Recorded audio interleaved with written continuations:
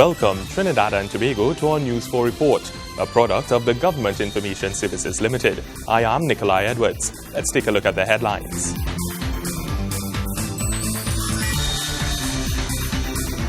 The Prime Minister assures the business community that the economy is stable and under control. New initiatives to protect on-duty prison officers put forward by Cabinet. And Point Lisa's Industrial Port Development Corporation goes through crucial examination at JSC. Thank you for joining us. Top of the news. Trinidad and Tobago is not going bankrupt. Strong words coming from Prime Minister the Honourable Kamla Persad-Bissessor as she met with various persons in the business community this week addressing national economic issues. Following up from her statements made on January 8, 2015, where the amendment to oil and gas prices resulting from the change in the global energy sector was made public, Prime Minister Kamla Persad-Bissessor hosted discussion with members of the business community this week as part of the ongoing national conversation on ways to possibly react to the fall and management of the nation's economic affairs. The Prime Minister firstly gave an overview as to the current situation Trinidad and Tobago is being faced with and continued to ensure all that we are currently not in a state of national loss, but that we are only faced with altering our cash flow and distribution of resources. What we want to do is really to make it very clear that our present challenges must be managed in a way which will continue to place people and country first, and to preserve our economic stability, which I think we've done quite well thus far to restore. Key to protecting the financial security of our people, preserving our stability and maintaining our growth path was the establishment of a broad policy, a framework, an overview of the kinds of fiscal adjustments that we would have to make. And so what was needed for us to do was to establish, one, the new price assumptions for fiscal adjustments, which I announced on January 8th, that is to say, an average annualized price of $45 per barrel of oil and $2.25 per MMBTU for the natural gas. It was made clear that the government will seek to keep this country's employment levels high, ensuring job security. This will allow for the continued social safety net, protecting our citizens in this time of worry. The Prime Minister also advised that moving forward, the funding of projects within the health sector and national security will be continued as they have been given high priority. She did, though, inform that adjustments will be made within the public sector investment program as well as the goods and services. A measure that was announced by the Honourable Minister of Finance in the 2014-15 budget last year in the Parliament, in his budget statement, which was the IPO for Phoenix Gas Processors, the shares that we hold in there, some of the shares that we hold. In fact, Cabinet today agreed, approved in principle that IPO for Phoenix Park, and Minister of Finance and others will work towards implementing that. Change in the global economy is one that affects all within a country.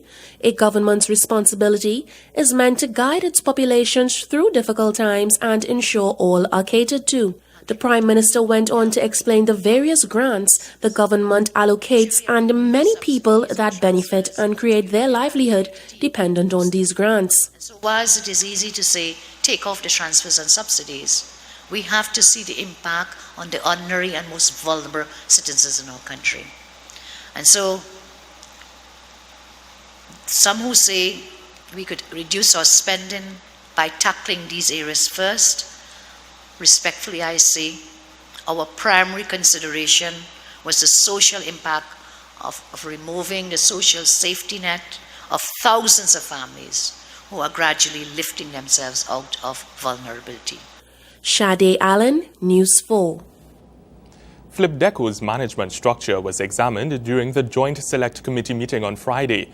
An overview of the port's expansion and its profitability were just some of the items that were looked at during the sitting. Flipdeco, the Point Lisa's Industrial Port Development, is charged with the responsibility to manage one of this country's largest industrial estates. It is also home to a very busy port that sees the entry and exit of some of TNT's valuable commodities such as fuel and ammonia. And as improvements to the Panama Canal has commenced, Trinidad and Tobago is in a prime position for becoming a transshipment partner in the Western Hemisphere. However, improving this port up to standard was just some of the items on the agenda as the PLPDECO board sat before the Joint Select Committee. President of PLPDECO, Ernest Ashley Taylor, says this is all in becoming a national port. Part of that as well is the development of what we would call a logistic zone, which really is aimed at complementing the existing or the future port operations, and that will be seen as a value-added service.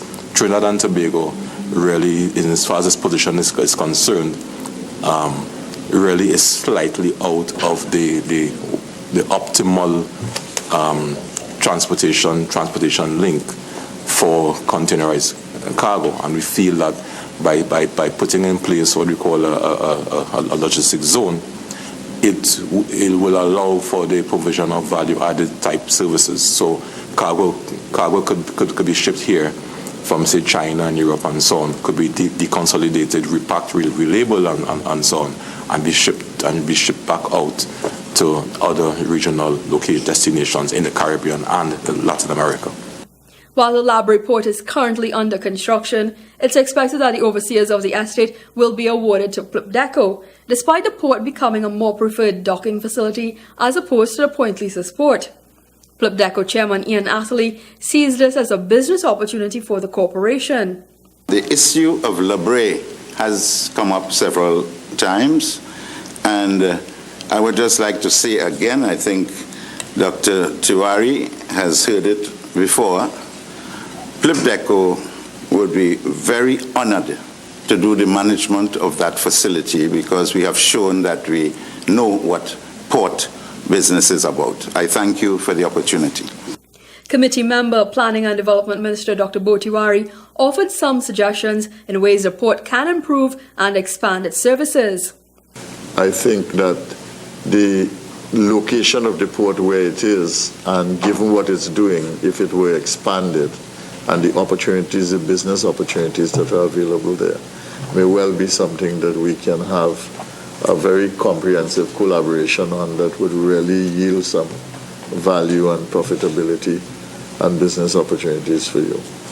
And I think we are in relatively early stages yet, but I mean, clearly decisions will have to be taken about that. But we see a good future for Point Lisas, and we see a good future for PLPDECO and the port there. Chairman of PLPDECO, Ian Atherley, reiterated the corporation's profitability over the last few years. Financial report for the third quarter of 2014 shows that consolidated revenues grew by 5% in September when compared to September 2013, with the estate recording an 18% increase as a result of rate amendments.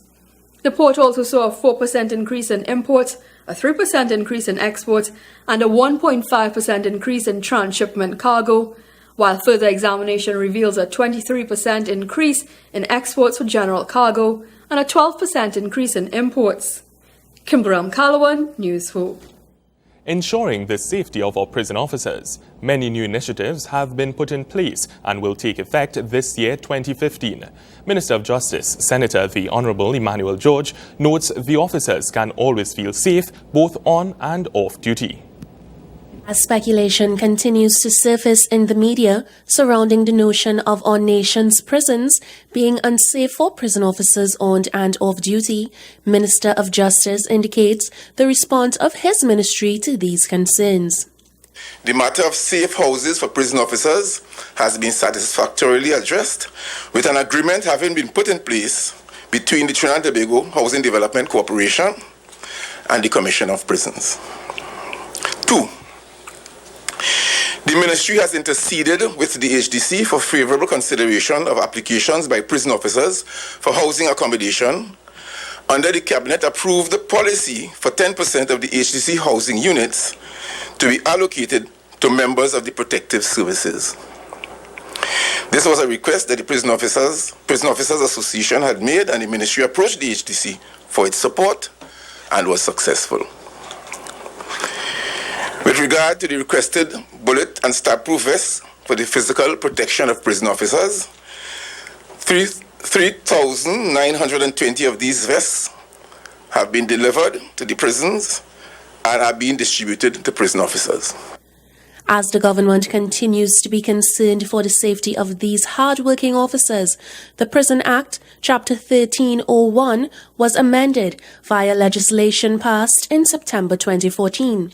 The change was made specific to the penalty of physically assaulting an officer from a fine of $1,000 or 6 months imprisonment to now $10,000 or 2 years imprisonment. According to the Honorable Minister, these initiatives are being done by the Ministry of Justice to protect prison officers from the potential threat of harm. As for within the prisons, he explained there was ongoing upgrades to facilities as well as electronic upgrades of the maximum security prison, which is said to be completed by March this year. A contract has been awarded and work has begun for the installation and implementation of an inmate telephone system. This system will provide inmates with the facility to speak with their relatives and friends and their lawyers from the prisons without having to resort to the use of cell phones, the use of which is illegal in the prisons. The minister also explained there is now an 80% increase in the number of firearm licenses issued to officers. This is so as prison officers require these licenses due to the nature of their jobs. It is obvious that the Ministry of Justice has in the main successfully addressed most of the concerns of prison officers for their safety and security. The Ministry of Justice continues to work towards addressing all of the issues facing the nation's prisons and involving prison officers' safety in particular. Shade Allen, News 4. Students across Trinidad and Tobago have proven that water conservation can indeed form part of their discussions and actions. This after the impressive work that was displayed in the In the Know with H2O Design and Build competition. The Water and Sewage Authority hosted a prize-giving ceremony for the 2014 winners of the 4th National Secondary School Competition In the Know with H2O Design and Build. The theme of the competition was water conservation and was viewed as a means of ensuring that the next generation would be equipped with the tools to ensure a water-secured future. The National Secondary Schools In the Know with H2O Flow competition has been an important component of the authority's public education programs from its inception in 2011. The competition has taken the authority a long way in its efforts to educate and inform the schools and national population on the important topics of water conservation and preservation, as well as environmental preservation. The WASA CEO noted that 2015 is an important year for the authority as it celebrates its 50th anniversary. The 2015 competition will form part of the year-long celebrations. The National Secondary Schools In the Know with H2O Design and Build competition has embraced the theme of water conservation, whereby teams will embark on a project to conceptualize, design, build and implement a process or physical model which reduces the demand for potable water in the domestic, commercial, agriculture or tourism sectors. 20 schools were selected based on their proposals. Seed money to the sum of $5,000 was given to each school to develop their project by the Water and Sewage Authority. This sum must be accounted for by way of receipts and unused funds must be returned to the authority. Schools will be given approximately 3.5 months to complete the design and construct of their project. Officials of the Water and Sewage Authority will evaluate and judge the project over the period. The decision of the judges is final. The overall winner of the competition will receive $100,000. Second place will receive $50,000 and third place $25,000. A People's Choice Award will be presented to the school that receives the most votes for their project via the WASA In the Know with H2O 2014 Facebook page. The Honourable Minister of the Environment and Water Resources emphasised the important role of the students as change agents. To optimize available supplies, it is important that water is viewed as a resource and must be conserved. Conservation of this viable resource requires a cultural mind shift. Therefore, one of the target groups are students of secondary schools to be equipped with the knowledge and to perform as change agents. And I want to, for all students here, to give yourself a round of applause because clearly you are acting in the capacity as change agents in this sector.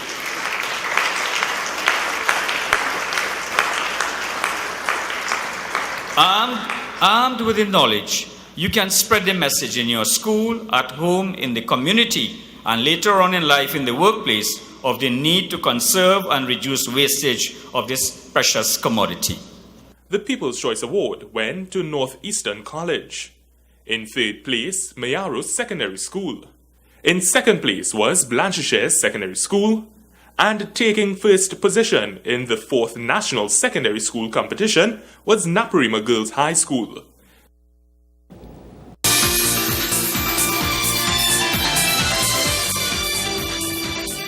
Welcome back. IGOVT continues to facilitate information communication technologies and the government's thrust in that direction. The work of the state agency is now expected to continue efficiently with a newly installed board. A new board at the National Information and Communication Technology Company Limited, IGOVT, has been announced. Several members of the former IGOVT board have been reinstated for a 2-year period with a number of new additions. The new members are Sylvana Berkeley, Cindy Hines, and Stellan Ragbir. Established in 2009, IGOVT is the execution arm of the Ministry of Science and Technology with responsibility for the execution and administration of government's enterprise-wide ICT strategies and programs. The organization provides ICT consulting and support services to ministries and other state agencies in order to ensure effective alignment, coordination, integration, consistency, security, interoperability, and cost-effectiveness across government for ICT-related projects and initiatives. Over the years, IGOVT has been a leader in the technology field, facilitating greater ICT update by government agencies and providing roadmaps toward establishing a more connected nation. Minister of Science and Technology, Dr. the Honourable Rupert Griffith, upon presenting the letters of appointment, enthusiastically welcomed the new board under the able leadership of Chairman Jacqueline Sims. He noted his confidence in all the directors to continue to give their best to IGOVT in the interest of the public good. He said the 3 new board members have extraordinary business and leadership expertise as well as a wealth of experience. Minister Griffith also paid tribute to the past board members for their work in building IGOVT to its current well-regarded position. It's the largest percussion festival in the Caribbean, and it attracts thousands of patrons each year. If you're thinking Panorama, well, you are correct.